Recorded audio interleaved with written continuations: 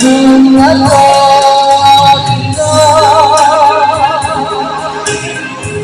sông lại hơi tắt ở đời đời mà đâu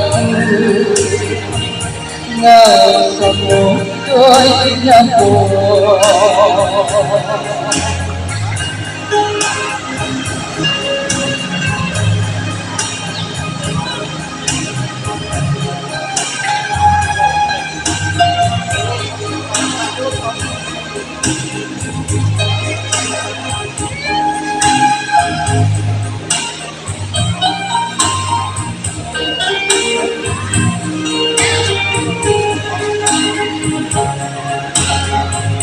Ôi ta một tình cảm ôm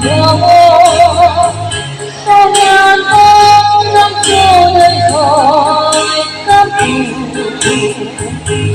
cam vui cam có mà ở đời ta gắng nó khỏi không tu bunga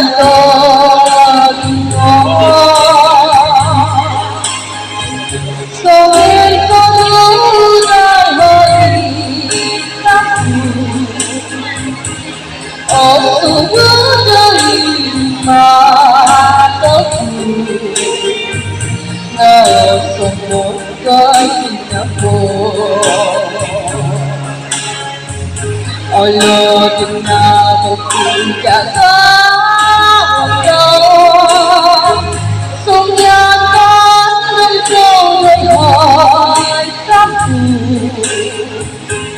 ta cũng đang ngồi ta ở đời ta có hơi khói buồn ngay đôi